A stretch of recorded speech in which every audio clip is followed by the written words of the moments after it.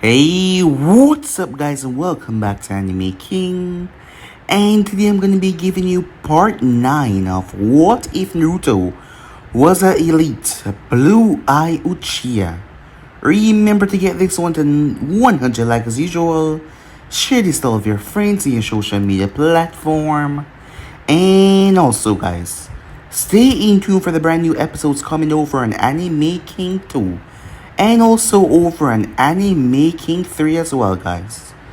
If you're new, yes, I have 3 channels: Anime King 2, Anime King 3. Remember to comment down below and tell me if you're new after you guys go ahead and click that red subscribe button and become part of the Anime King family. And thank you for all of your help and support. So yeah guys, without further ado, what do you say we begin this new episode? Start the intro.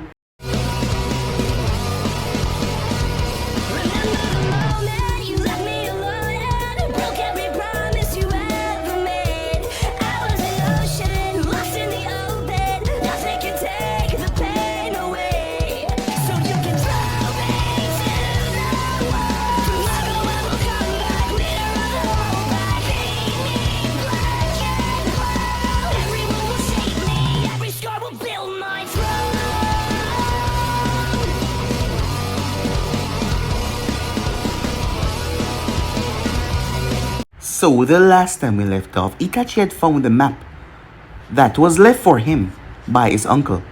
Everything that Naruto had left behind for him was there. All of his contacts. As Itachi had took it, he knew that Minato had something to do with his uncle's disappearance, because not even one bit Itachi believed that his uncle was truly gone, as he believed that he was truly there, somewhere out there, and he would never give up hope that his uncle was truly gone. He got a package as he made his way to the post office. It was something from Orochimaru, as she had written to him. It was a coat that she sent to him to protect him, better than any Jonin vest and any other materials to shield their body. But there was something in the note that, well, made him happy. She said that your uncle was proud of you, as she used it in present tense, as she knew that his uncle was alive. Yes, his uncle was alive somewhere out there, and he will find him no matter what. As Itachi made his way. Meanwhile, Kushina, she had been through a lot in the past 5 years. She was stricken with grief after hearing about Blue's death, as she nearly completely broke down. Itachi was the one that came there and called her pathetic.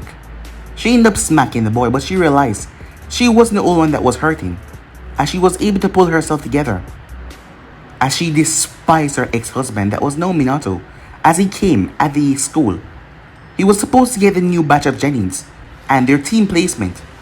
As he held on to her, trying to act like he still owned her, she smashed her face into his face, breaking him through the wall.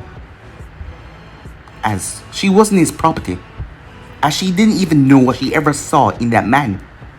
As he quickly flashed to his office, Minato went into his mindscape where he had Blue's soul locked away.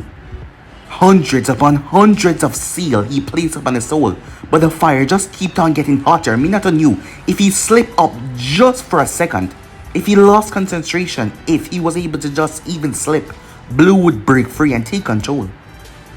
Meanwhile, Danzo Shimura was on the run. Minato had sent envoys after him the moment they had taken care of Blue. The man had betrayed him. As he was near a base in Kiri, where he saw a crow land on the window, the crow started to tap the window over and over and over again, frightening Danzo as he started tapping consistently. As Danzo heard his man on the radio, they were being slaughtered. Someone was cutting each and every one of them down. Danzo then looked at the window as he saw a silhouette of someone. As Danzo felt fear grip at his heart. We then went into a flashback of Orochimaru when she told Naruto that he was her son. And she told him that he was born and stillborn. Yes, he was not alive when he was born. But she found the summoning contract of the crows, as the crows were the Shinigami hosts on the human realm to bring the souls back to the dead. As she was able to place it inside of him. Yes, a piece of the contract into his heart. The rest of it had burned up. And Naruto had the piece inside of him. And that was how he got life. Because when he was born, he wasn't alive. As Naruto was surprised by that, when he was 13 years old, she told him that. But there was a side effect. Perhaps if he to die right now, he will become a worker of the Shinigami, or he will turn into the summoning scroll. She didn't know, and she apologized for condemning him to such a fate. But she told him that she was his mother. And from there they start to catch up and talk to each other, even though he was still freaked out by the whole summoning scroll thing. We then went into 5 years ago, when Naruto first awoke on Uzu, and what really happened to him when the crows had pulled him out of the Shinigami grasp. So yeah guys, that was basically what I thought. You guys can switch across the place and check it out for yourself. So this will begin this new episode. What really happened 5 years ago when Blue was sealed away by the Shinigami? At Uzu, Blue hunched over as he puked, expelling seawater from his lung onto the beach. His eyes watered as he dry coughing out every single amount of water in his throat until there was nothing left. He crawled on his hands and knees. It felt like his entire body was doing a full system reboot. He reached over and splashed water on his face. His head was throbbing as he dipped his skull into the water. He lifted his head out of the water when his headache went to the back of his mind, a dull throbbing pain. He looked down at his reflection as he blinked slowly. So this is blindness, he said. After all, he couldn't see anything. He might be as blind as a bat, but his sensory ability paint the world in shade of black, blue and white. As his chakra was showing him details, as he placed a hand on his face, his skin had become rather pale. He even lost a bit of weight, but nothing too drastic. A crow flapped right onto his shoulder. As Naruto turned his head towards the crow. "Can you speak?" Naruto asked. "I can speak," the black crow said. "I'm in Uzu," said Naruto. Even from here he could hear the splashing of the whirlpools in the water, and that was not common in any other country. "If you know the answer, then why bother asking?" "Save your strength," the bird said. Crows were all around, some of them flying over his head, some of them on the beach. He could see their chakra cores, and their network spread, giving him vivid images of their feet, their beaks, and their wings. Ever so slowly he understand. He had saw the Grim Reaper rip his soul out of his body. One could not get any deader than that. Yet he wasn't dead, not for long anyway. He did not see himself as a bird, and at the same time he did not see himself as a scroll. "What am I?" "You are our summoning contract, and you are much more," the bird said. The bird shook its head, not sure where to begin. The mind-bending reality of the universe that Blue was about to unlock, the truth of life and existence itself, that had been thrust upon him by his death and his return back to the life of living. Blue groaned as he slammed back right into the water, the crow flying off his shoulder and hovering above him, before the crow landed right on his chest, tucking in his wings. Why do I feel so lopsided?" Blue asked. He felt uneven, imbalanced, incomplete. "Is it because I only have half of my soul?" "You already have the answers," the crow said. "I need not say anything, it will come with you, due time. What I can easily explain is, you are anchored to the mortal realm by the other half of your soul that is sealed inside of Minato no Mikase, the fourth Kage, and also by virtue of your previous state of being human." It lowered his head and tapped right on Blue's chest. "There's a soul in your body, but you're not alive." With only half a soul, Blue felt incredibly tired, like his being was being weighed down. The tide of the water washed him back onto the land, as he was now back on the beach. The sand, as he looked up, the sensation was like he was wearing clothes, 5 times too big for him and 10 times heavier. "It will all make sense soon enough," the crow said as he opened his wings.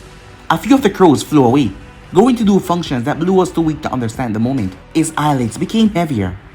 Rest. As Blue slipped into unconsciousness, time skipped. Before there was life and death, there was a god tree.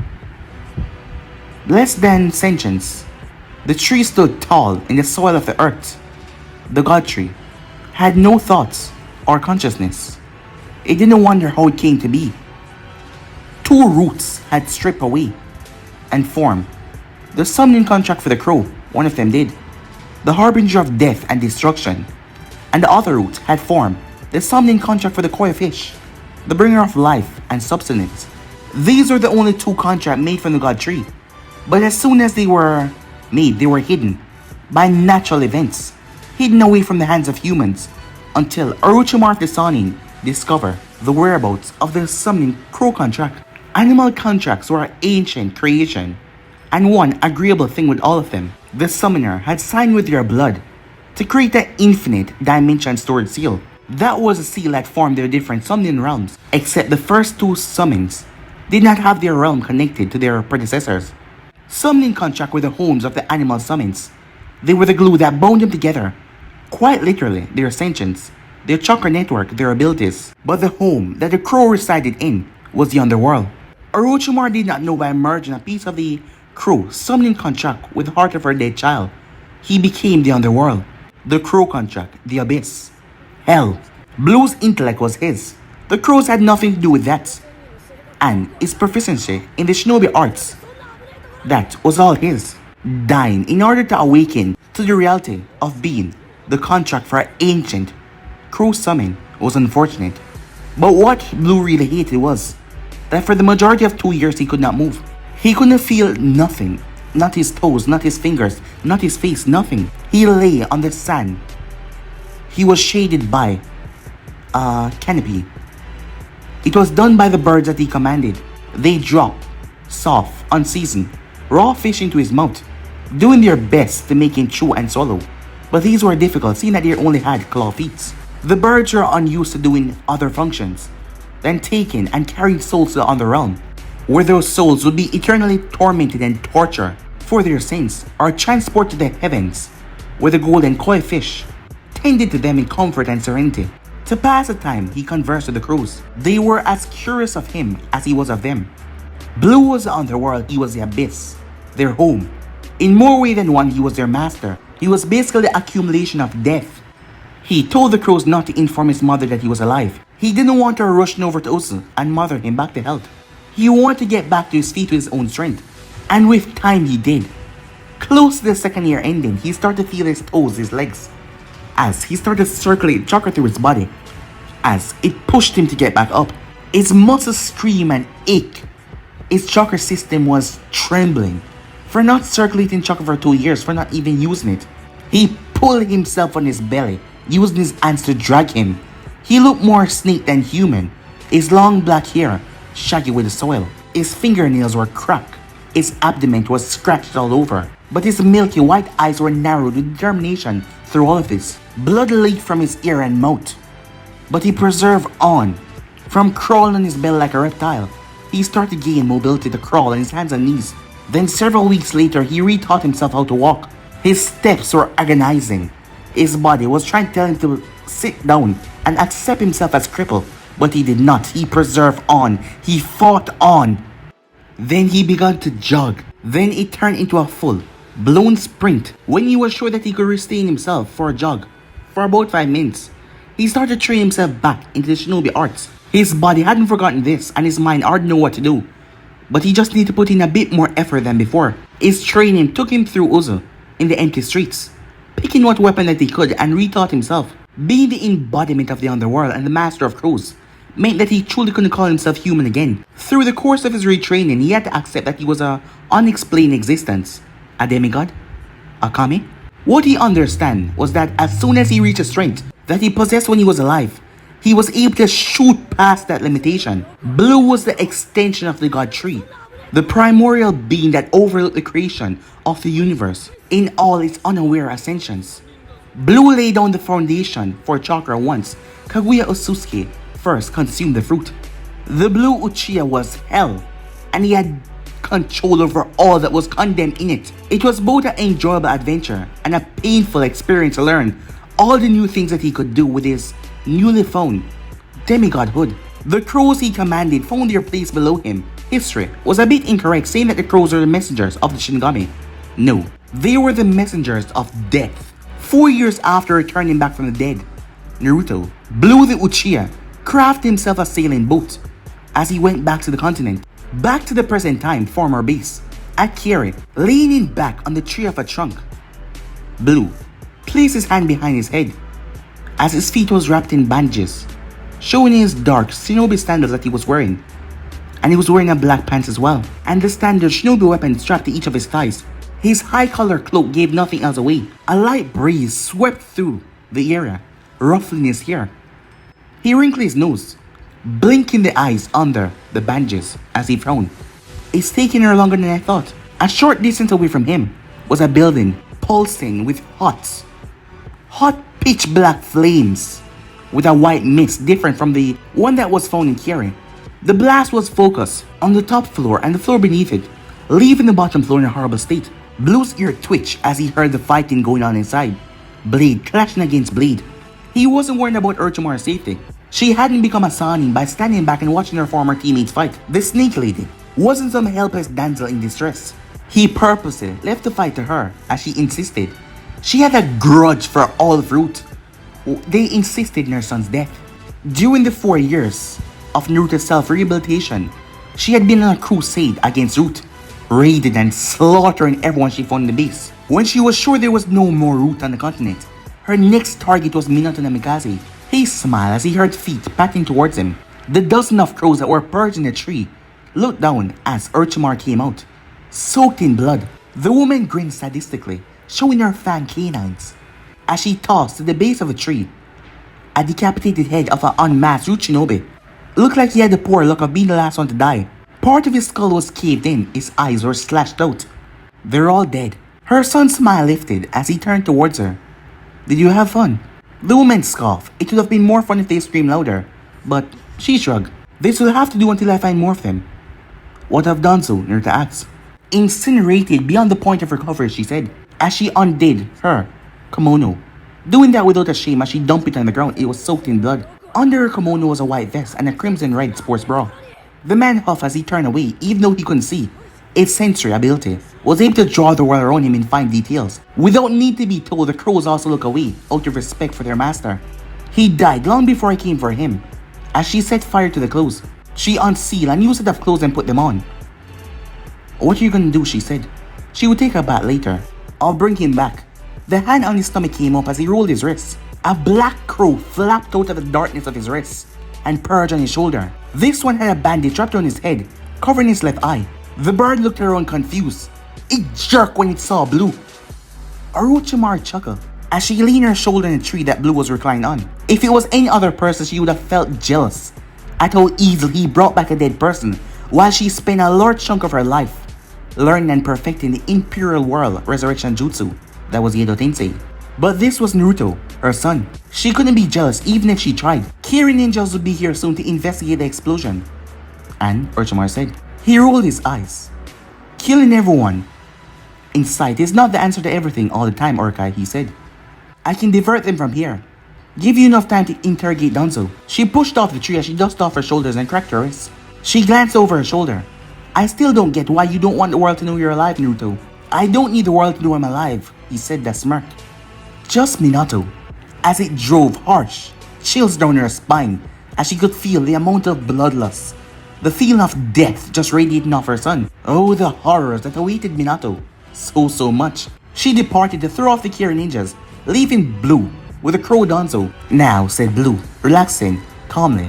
The old warhawk Danzo had been pulled out of the underworld in the form of a crow. Tell me Minato investments in the Hidden Stone.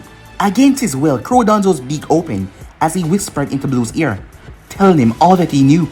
As he was pouring money into the Hidden Stone, despite the bad blood between them, it would return in favor to fill his pockets.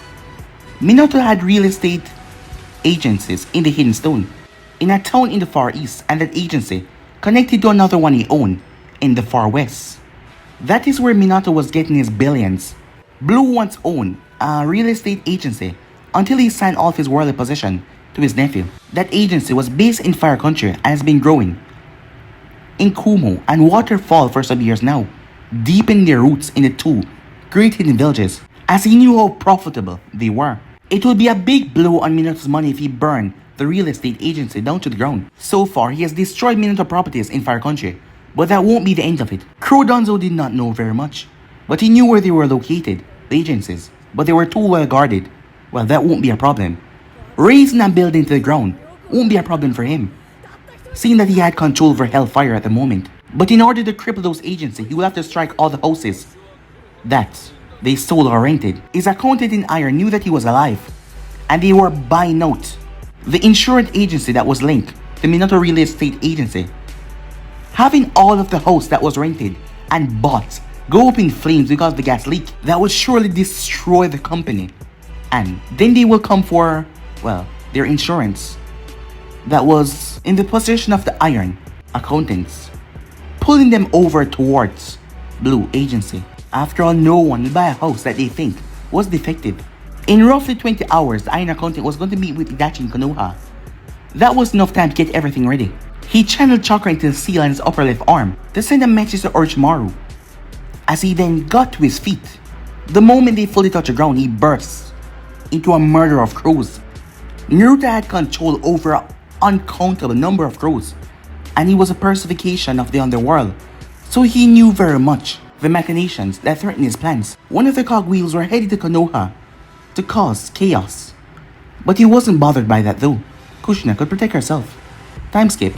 At Uchiha and Kurina's apartment, on the same street as the Sarutobi complex, there was the Okamai Loon apartment complex, one of the many buildings that Blue Real Estate Agency owned and collected regular payments from. The complex had 10 apartments, and inside there were 2 rooms, a bathroom, a kitchen, and a living room. It had a large room for those who did their own laundry, a boiler room, and at the back, a large generator that would switch on if there was a power outage in the village. There were 3 other complexes like this around the village, some around Fire Country, and some of them in the Waterfall Country and some in Kumo. For some were so sophisticated and properly managed, the rent wasn't so unaffordable. Soon after Blue had been reported dead, Uchiha had moved out of her former apartment, and Kurina did as well after a few days. Uchiha did so out of impulse, but it wasn't a bad decision either. Currently, they were still living together as they both of them moved into this new apartment. They were holding a celebration for Itachi, Shisui, and Izumi. Itachi had brought his younger brother, and he was watching a cartoon on television. Kurina kissed Asuma goodnight. As he made his way, he popped out a cigarette. Kurina didn't allow him to smoke at the party, as she didn't like to see him smoke overall, and Uchiha didn't want the smell to get on the furniture. Inside the apartment, Kushina was also there, as she leaned down and ruffled Sasuke's hair, but he was too absorbed in the cartoon to pay attention. She straightened up as she yanked Izumi into a tight hug. "Congratulations again, Izumi." "Thanks, Sensei," Izumi said. Her teacher smelled like ramen and roses, Izumi thought to herself. "Aw, Sensei," said Shisui, as he was sitting in a chair, stuffing his face with caramel popcorn. "What about me?" he said. "I expect a lot from you 3, said Kushina, as she laughed when she noticed Shisui had reached the bottom of his popcorn. She cast a look over at Itachi, who was searching for ice cream in the fridge and holding a spoon in his left hand. "I'm sure that Blue would be so happy to see how much you 3 have grown." "We won't let you down, Sensei," Itachi said, as he had a tub of strawberry ice cream. "Don't be late for team assignments tomorrow, okay?" As she squeezed Izumi once again before letting go. "Yes, Sensei," the 3 of them said. The Uzumaki billionaire had given them their presents at the start of graduation. For Shisui, Kushina gifted him 2 pairs of sturdy yet flexible shinobi sandals that could keep up with his fast, blurry movements. Seeing that the boy was popularly called Sunshin Shisui, Izumi got a new bow staff that was made out of a mixture of antimadium and chakra metal from Snow Country. It could go in together from 7 feet long to 2 feet, and it gave a firm grip. It was also armed with 2 sharp blades on both ends. She gave Itachi a long sleeve mesh armor shirt. It wasn't very fancy, but Itachi appreciated the gesture, so it was fine. It took an effort on her part to not show favoritism for her 3 Uchiha kids in the class, but they were truly remarkable. It was a Uzumaki tradition to hand gifts to people who they consider family. It was a way to say that the Uzumaki wanted them. The gift receivers use the gift to defend themselves and those they hold dear. Though Shisui was given 2 sandals and Itachi a mesh undershirt, Izumi was given a bow staff because Kushina had to admit the girl was her best student. A true t-shirt spec the girl was. But Kushina was complaining at all. "I'm going now," she said. She zipped her tracksuit jacket halfway up. "I need to buy some skin cream before it goes out of stock." Uchiha came out of the bathroom. "You're going?" "Come on, Kushina, stay," she said. The redhead laughed quietly. "You will just have to deal with Mikoto for yourself by tonight." Uchiha didn't really like Mikoto at all. It was a chore in itself to let Sasuke stay for a few hours to celebrate his older brother graduating from the academy. She always had some few nasty words to say about her missing best friend, and she came to pick up her youngest child because Itachi was planning to stay here the night once again. Uchiha really wanted to be civil. She really did, for Naruto's sake. She wanted to be civil. She had spent years calming herself, as it was because of Blue why she never really acted out against Mikoto. But she was gonna say something that make her snap, and she wouldn't be able to hold back herself. "Can't you at least leave a shadow clone? You've got like a buttload of chocolate to throw around. Kushina simply smiled. "Good night, Yugito," she said. "Good night, Kushina," Kurenai said, apologizing with her eyes for Yugito's childishness. "Are you still up for that chess competition at Nora compound?" "Well, I'm terrible at strategy games, but I'll come and cheer for your boyfriend." Kurenai giggled at how honest she was being. She was terribly bad at strategy games. Kushina was an opponent, adapted fighter. She could adapt her opponent's fighting style, but it would take longer to acclimatize herself in extremely unfamiliar battleground. If the topic of battle strategy came up in class, the assistant teacher would explain it instead of her. But when it came to fighting one or multiple opponents in just pure hand-to-hand or weapon, she had it locked. The Genjutsu mistress hugged her friend. "Thank you. I hope you find the skin cream." "Finger crossed," said Kushina as he started to go down the stairs. Half an hour later, Kushina dropped 2 containers of skin cream in front of the cashier. The man pushed up his glasses. "That will be 2,550 Ryu, Lady Uzumaki." She picked up a small pack of bubble gum. "I would also like this," as she gave him 3 1,000 Ryu notes. "You can have the change." The man bowed in gratitude as he packaged the things for her. "Thank you." "Thank you, ma'am." He bowed again, this one a bit deeper than before. "Have a nice night." "You too," she said, as she grabbed the leather bag. She opened the pack of bubblegum and tossed one in her mouth, and put the rest in her pocket. She exited the supermarket as the cool breeze of the night air. She took in a deep breath as she started to make her way. There were lights coming from some of the buildings, and there was a few people, but there was something missing. Her forehead creased as she frowned. Suddenly, she ducked as she rolled away, a hand nearly grabbing her. The attacker put some distance between them, realized that the ambush did not work on the Kyubijin Julki, a sensor of negative emotions, a woman with powerful sensory abilities, and someone that was taught to sense and distinguish between different chakra signatures. How would that work? The purse was in a black cloak with an orange mask with a single eye hole. His hands were at his side as he looked at the Uzumaki. "Obito? Is that you?" said Kushina. His chakra signature could not be mistaken for anyone else. Sure, there was Mokitan chakra going through the system, but she knew she wasn't wrong. The person that tried to ambush her was a member of the Team Namikaze, who the only living member was Minato and Kakashi. Team Namikaze was a team that Minato was assigned to when he was 17. Kakashi Hatake, Ren, and Obito Uchiha. It was the beginning of the end for them when Obito was crushed on the rock and Ren lost her life by Kakashi's hand in order so she wouldn't release a 3-tailed turtle in the village. Kushina did not know them very much. The few times they met, they were only on a few lower class missions. You're alive?" Kakashi reported him dead, and he was unable to recover the body because of the landslide. Suspiciously enough, that same excuse sounded like the one that Minato kept on telling the village about Blue defection. She shook her head, throwing that thought away from her mind. "No wasn't time, maybe later." "No hard feelings, Kushina," Obito said slowly. "I need the Kyubi to come out." "Listen, kid," she said. She slipped into a stance. "I don't want to hurt you. Let's both just talk about this. Maybe that's why you became a teacher. All you did was talk and talk and talk," he said. "And now, it became your job." Those few missions she was on with Team Namikaze wasn't a combat mission. She was just here to supervise. It was like a vacation for her. Who would have thought the great Uzumaki Kushina would walk away from the field and become a teacher? He shook his head at the absurdity as he cocked his head to the side. "Anyway, with or without your permission," as he brought out a pair of 2 short sights connected to a chain, Kushina clapped her hand to ram seal. "Release!" The illusion that Obito had thrown on her exploded like a glass. They were in the edge woods of the village. She swept to the side from a slice as she slid right under another swipe that would have cut her throat. As she passed a blow on his back as he was about to turn. She was shocked when she phased right through him. As she rolled, she twisted herself as he clenched her teeth as she tightened her fists. "He's not a ghost." "No, he's not a ghost, Kushina. There's no such thing," she told herself. As she used her palm to slap down his 3 bicycle kicks, she then threw her fist to his chest. But he was blocked by his short sights. Her foot rushed forward, but it passed right through his guts. The moment she did, though, chains came from her back. The man quickly skidded to the side as he got a cut in his side. His eyes swirled madly as Kushina grasped down towards the ground, still holding onto the bag of skin cream. 10 more chains came from her back. It's just some trippy Uchiha jutsu, she thought, as she saw blood dropping. She also felt his anger boiling of adapting to his Kamui, his intangibility, after just seeing it once. Obito snarled under his mask. He had grown tired of Kushina getting fragile. The hope of her getting pregnant by Minato, thus weakening the seal, had been thrown out of the window when the divorce was finalized. Well, it wasn't like he had a grudge against the Uzumaki woman. His resentment was on Konoha and letting the Nine-Tail free would either destroy or at least weaken the village until he delivered his final blow at his earliest convenience. But the woman kept on looking at the center of his chest. This is why he held back from attacking her until now.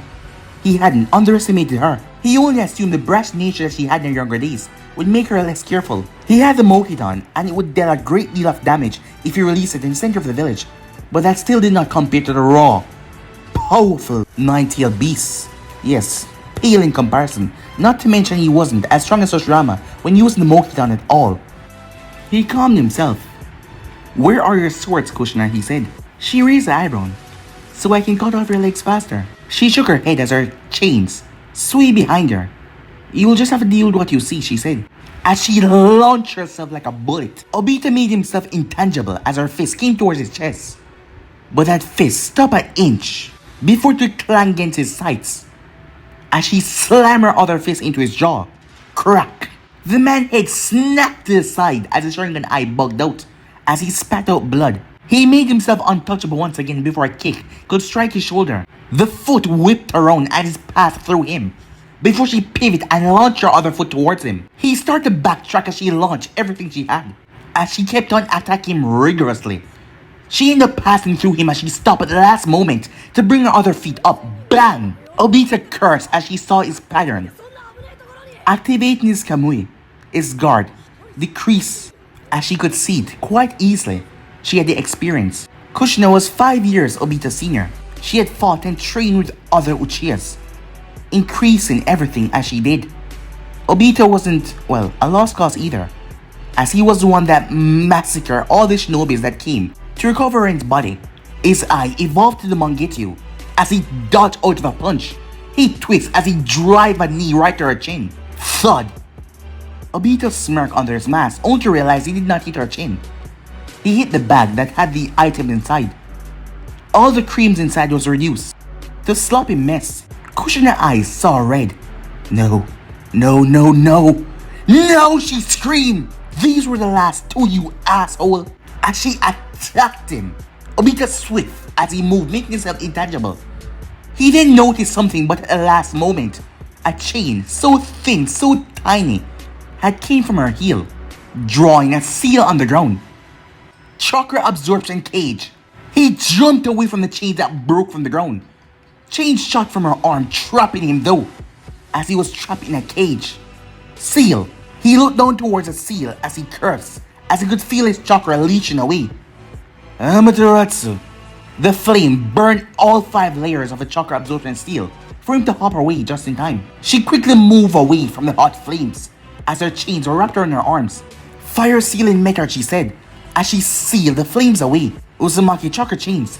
It wasn't golden chains like he was expecting that broke out of the ground. No, blue chains that wrapped around him and they dragged him into the ground. He cursed as he was trapped. As he saw Kushina lower herself, her hand clenching tight. Her face was different. She was pissed off. Rage could be seen in her purple eyes were seeming to be electric. As she moved, bam! Even some of the citizens of Konoha heard it, as his body was rooted from the ground. He smashed through several trees before rolling. Kushina stayed there crouching down as her hair had parted into 9 parts as her shirt was torn. But the black mesh armor she had underneath was still there. His Mangekyou saw that the blue ethereal chain was still on his left leg as she yanked him back. He quickly became intangible as he was pulled on the earth. He ran through the earth with the earth release. Vorch technique, the jutsu that alone to run to the earth. Her negative emotion senses kept track on him until he was directly under her. Earth release, double suicide decapitation technique. His attempt to switch place with her underneath the ground was half successful, because the person that he switched place with was just a clone. The real one dropped down from the sky, her hands laced together. He quickly skittered away as her hand broke the ground underneath her. The clone poofed away as the entire ground was uprooted. Trees were blasted away from the immense strike. She whirled around as she released a snapping kick as he caught it. He swung and twisted her and threw her away, his hand going through 10 hand signs fast. Water prison technique. Water poured out from a storage seal on his mask, swirling as it caught her in mid-air. Kushina had to add into the man that jutsu was hard to perform where there wasn't a source of water, but he had planned ahead and stored away water in his mask and a seal. But that jutsu only worked if you were physically and you had more chakra than the person, physically stronger and more chakra, or if they had the same amount. But Obito wasn't neither. Not to her. As she gathered her chakra up and blasted open, blowing the water bubble away. That move would have damaged anyone else. But she was a Uzumaki, not to mention the host of a nine-tailed Jinchuriki. She quickly rushed over to him as she grabbed him by his neck. He latched out and grabbed her by her neck as well. As she started to squeeze, her chains then came down towards them. "Watch your back, Kushina," he swore, as he quickly dropped down into a vortex. Anvus instantly dropped down behind her, as Dog rushed over. What happened? She dusted off her shoulders as she removed her shredded tracksuit cloak. She was not too pleased that her black shirt underneath was torn as well. The burns on her right arm, from the fire of the Amaterasu getting so close to her, healed rapidly. "Kushina," Dog said. It was Obito. "Oh, Obito?" the man whispered. He flagged for his subordinates to head back to their posts. "Yes," she said. "Tell Minato that Obito wanted to unseal the Kyubey." Blue was right to think that Kushina could take care of herself. More than that, he was right to not block Obito from attacking in the first place. Now the whole village would discard him in their thoughts.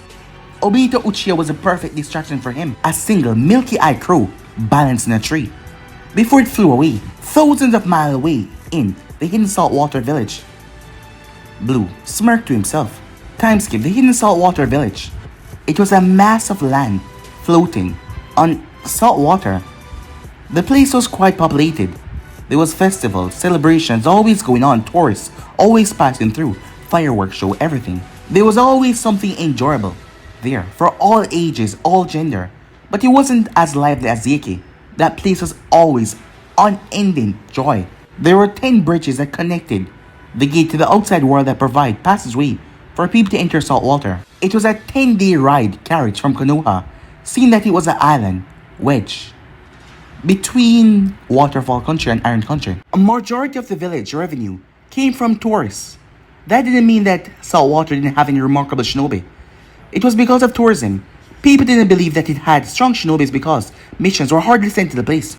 But they had repel attacks from hidden stone and the grass. They had felt the snow country for a few years until they got aid from the sand to help push out the snow ninjas. That would explain why diplomatic relationship between Saltwater and sand was at an extreme high. Outsiders always came back to rent out vacational homes and relax. Most people saw it as a dream to rent out a vacation house in Saltwater. On the western side of the village, there was a store called Manga Emporium for geeks, nerds, and dorks. Yugito tucked her hair behind her ear as she looked up at the sign, the comic book store. The 25-year-old Kumo Jonin was in a short-sleeve white shirt that was one size too big for her, a long-sleeve forest green shirt underneath, and tight jeans that rolled towards her ankle with flower designs on the front. She wasn't wearing her village protector, and her weapons were sealed away in 2 sword scrolls that were on her body. She entered the store, and her feet took her over to the new release section. As she glided over the manga titles released that week, the readers glanced over towards her to see someone like her beauty in here. They start to blush as she arrived in Saltwater to spend her mandated leave from active duty, advised by the Raikage. Yugito was a magnificent beauty. Most men weakened in the knees when they even saw her. That's why when it came to seduction missions, she was a pro at it. She loved the way man and woman turned and ogre her as she passed by them. But it wasn't enough for him though. She frowned as a thought process slipped into her mind. He had said that she was a definite beauty, a bombshell. But in the months when they got to talking, when they managed to build a relationship between each other, to be each other liaison, he never ever made a move on her. Even though she was 101% sure he had nailed a majority of the women that he came across on his travels. Blue wasn't lacking in confidence at all, not one bit. Those nights when they came to meet each other under the bright, starry night to make sure the war can come to an end, their conversation usually turned into something more personal. He even had the gall to not respond to her to enter in a couple-like relationship. Her, Yugito, the sexiest kunoichi of all time. She scoffed as she stood up, not finding a new release that she was looking for, even though she knew that her favorite manga had released this week. But her mind was on other things now. In her heart, she knew that Blue, like Kushina Uzumaki, the Kyubey Jinchuriki of Konoha, but she was sure with time she could sway him to her side. Just a bit more time. Just a bit. She felt tears come to her eyes as she quickly wiped it away. Was it because of the love of the game and chasing her prey? Was that the reason she came to like Naruto? Heck if she knew. You never know what you had until you lose it. That is what they say. Naruto was a nice person. It was a change to not have someone look at her like a doll or treat her like a princess, a fragile one. Hanging out with him, that was nice. It was nice. She could have made him like her back. She could have. She heard a rustling of clothes behind her as she dabbed at her eyes with a handkerchief. She cleared her throat as she looked behind her, the person. He did not face her. He was looking over some manga to the side, whistling a jaunty tune. He was wearing a dark cloak that seemed to absorb light. His black shaggy hair. The person glanced over her shoulder as she simply turned her head away. I used to know someone that loved sci-fi manga. He never shut up about it. She commented in a silent whisper as she dabbed the corner of her eyes. As she smiled, remembering how Blue and her would lie on the grass. And he talked about the things that he wanted to invent in the future. As soon as the war ended and he had time in his hand. He was a nerd. She thought with a smile. The tall cloaked man paused in his song as he looked over his shoulder. I don't have a thing for nerds, but I had a thing for that nerd. Had, the man said. I don't know where he is, she turned, as the man was looking at the manga stand. He just disappeared. If he was here though, the man still hadn't turned towards her. This is gonna sound random, but when they talk about it over dinner, the man asks. Her eyes intensified to a glare. Yeah, and then you can explain where the hell have you been, Naruto? Blue chuckled as he turned his head towards her. She saw the bandage on his eyes, but he was smiling. So, you're pissed, he said. Hell yeah, I'm pissed, she said as she threw a fist towards his face. He slipped past her fist as he used his body to block her, as people were looking over towards them. As the front of his jacket opened up and he reached out a hand, covered in his glove, as he put it around her. Despite his eyes being covered, she felt a remorse coming from him, a feeling of remorse. Oddly enough, as she was in rapture at the eyeless contact, there was nothing inside the cloak. Nothing. She couldn't see anything. There was nothing at all. Just darkness. Yet his hand was coming from in there. She looked back at him as she tried to stay mad, but her face went sad, then resigned. Then she sighed after 2 minutes of saying nothing as she held onto his hand. I take full responsibility. I messed up, not letting you know right away. Her cheeks puffed out.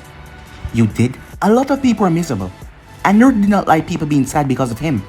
But when it came to payback, Blue had tunnel vision. I made you sad and I'm sorry. I'm sorry, Yugito, he said. She grumbled under her breath, feeling powerless. Just as they angered him, but she had to...